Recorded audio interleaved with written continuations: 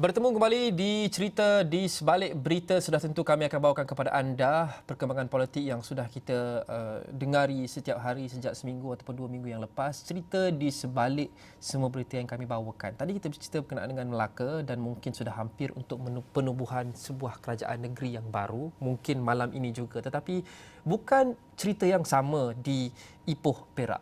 Rakan setugas Rahimah Abdullah di Perak masih lagi menjadi tanda tanya, tetapi saya mahu kongsikan sebelum saya pergi ke Rahimah, saya mahu kongsikan ini gambar yang ditweet oleh Rahimah, tempat letak kereta parkir yang kosong di Pejabat Menteri Besar di Ipoh, Perak. Okey Rahimah, apa cerita di sebalik gambar ni?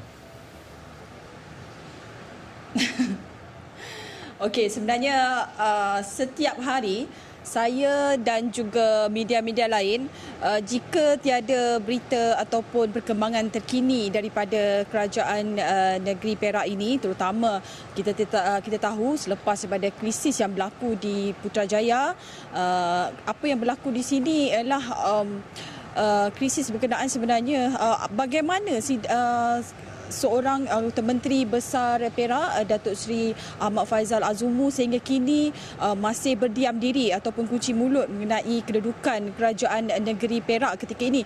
Dan setiap hari saya akan pergi ke bangunan SUK Perak di Ipoh ini bagi mendapatkan perkembangan adakah berlaku perjalanan esko kerajaan negeri. Dan sebelum memasuki setiap pejabat di atas bangunan Perak berkenaan, saya meninjau beberapa tempat parkir di bawah dan mendapati sejak daripada awal lagi tempat parkir yang dikhaskan untuk Menteri Besar, kereta khas beliau tidak berada di parkir berkenaan, dan dikatakan beliau juga tidak memasuki pejabat sejak daripada awal lagi.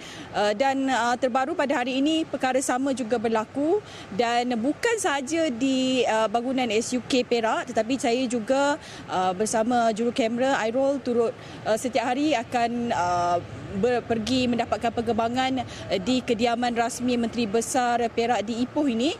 Namun kami juga tidak mendapat apa-apa perkembangan dan sebarang reaksi daripada Menteri Besar Perak, Datuk Seri Ahmad Faizal Azumu.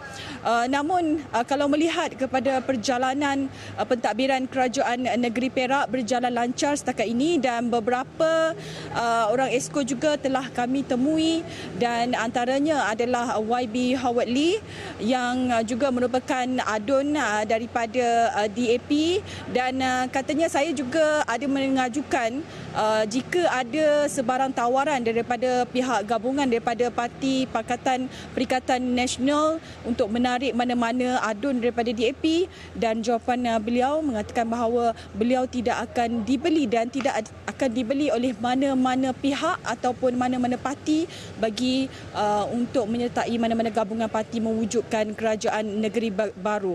Dan kita ikuti apa kata beliau.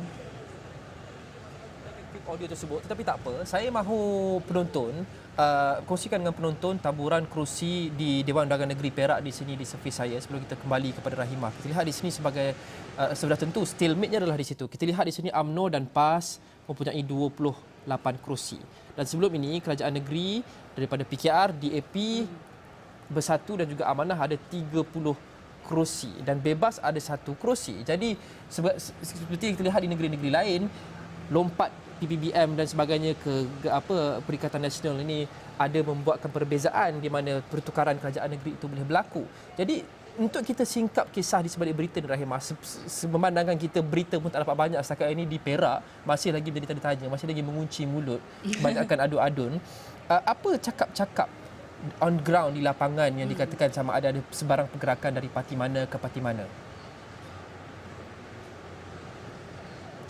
Sebenarnya banyak cakap-cakap politik di sini, dan kalau melihat jika ada pendirian daripada Datuk Seri Ahmad Faizal, kalau melihat kepada kerusi ada 59 kerusi. Kalau sebelum ini Pakatan Harapan bersama Bersatu juga membentuk 30 kerusi sekurang-kurangnya, membentuk majoriti dan membentuk kerajaan negeri Perak. Dan kalau melihat kepada kerusi daripada MB Perak sendiri adalah kerusi Bersatu.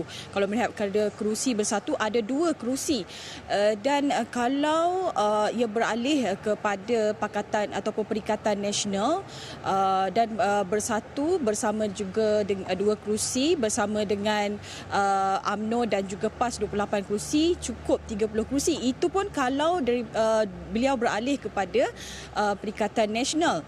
Dan kalau sebaliknya, kalau beliau masih kekal dengan kerajaan negeri Perak, iaitu menandakan ia sebagai status quo dalam melibatkan kerajaan negeri Perak itu antara cakap-cakap politik ataupun apakah sebenarnya persepsi ataupun apa yang dicakapkan oleh orang ramai.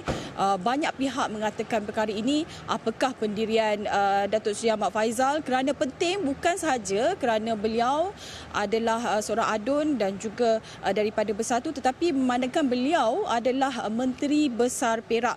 Walaupun hanya 2 kerusi, tetapi bagaimana perencanaan beliau sebenarnya dalam menentukan kedudukan kerajaan negeri Perak ini sendiri, Luqman? Memang kita lihat di Ipoh dan juga sebenarnya di kebanyakan negeri-negeri yang lain kita buat liputan, politik dan pentadbiran itu adalah 2 benda yang berbeza. So tentu antara kekhawatiran kita yang terbesar adalah pentadbiran hari-harian ataupun pentadbiran seharian itu akan mula terjejas kerana kemelut politik yang masih lagi tidak menentu. Setakat ini apa pemerhatian Rahimah di Perak dan juga di Ipoh? Adakah masih lagi business as usual walaupun warga Perak berdepan dengan ketentuan politik ini? Apa seterusnya bagi kerajaan negeri mereka? Adakah semuanya berjalan seperti biasa dan business as usual setakat ini? Okey, kalau sebab siapa yang saya katakan tadi, pentadbiran kerajaan negeri Perak memang berjalan seperti biasa, memandangkan seperti yang dikatakan oleh YB Howard Lee yang merupakan salah seorang pada Esko, iaitu Esko Belia dan Sukan dan Modal Insan Negeri Perak, yang mengatakan bahawa berdasarkan undang-undang, jika tiada sebarang pengumuman dibuat oleh Menteri Besar Perak dan juga daripada Sultan Perak, iaitu Sultan Nazrin Muizzuddin Shah, menandakan business as usual melibatkan kerajaan negeri Perak itu sendiri. Kalau saya melihat sebelum ini, saya pun ada membuat liputan dengan program-program daripada YB Hasnul misalnya, daripada kebanyakan daripada Esko lain, termasuk tadi daripada YB Howard Lee yang mengutarakan mengenai banyak cadangan-cadangan pembinaan pusat rekreasi sukan dan sebagainya. Itu masih lagi berjalan dan juga ia merupakan program-program sedia ada yang telah dilaksanakan oleh kerajaan negeri Perak. Dan apa sebenarnya yang penting adalah pendirian daripada Menteri Besar Perak itu juga sebenarnya memandangkan jika tergendalanya krisis politik ini menyebabkan kita rakyat Perak itu sendiri bimbang jika sebarang program-program itu tidak dapat dilaksanakan, saluran bantuan dan juga program-program yang sedia ada itu tidak dapat dilakukan, boleh menjejaskan atau menggugat pentadbiran itu sendiri. Namun setakat ini apa yang pemerhatian yang saya lakukan, mendapati kebanyakan Esko melakukan program-program berkenaan, memandangkan Datuk Seri Ahmad Faizal Azumu masih tidak membuat sebarang pengumuman. Dan saya tanyakan juga kepada pihak Esko yang sama ada pihak Istana Perak ada memanggil ke semua Esko, jawapan mereka ketika ini tidak. Dan pada hari ini juga wakil Esrawani di Perak juga ada juga mendapatkan reaksi daripada salah seorang lagi daripada Esko Kerajaan Negeri Perak, Dr. Aziz Bari, yang mengatakan beliau yakin Pakatan Harapan masih akan kekal di Perak ini. Namun ia bergantung juga kepada Menteri Besar Perak, iaitu Datuk Seri Ahmad Faizal Azumu, sebab dalam politik ini semua apa sahaja kemungkinan boleh berlaku. Dan apa yang ditekankan adalah apakah pendirian beliau, sampai bila beliau mahu mendiamkan diri dan kunci mulut untuk menjelaskan keadaan dalam kedudukan kerajaan negeri pusat ini, Luqman. Politik adalah seni serba mungkin, Rahimah, tapi apa yang tentulah Rahimah akan terus berada di sana untuk menanti perkembangan terkini sehingga kita mendapat jawapan.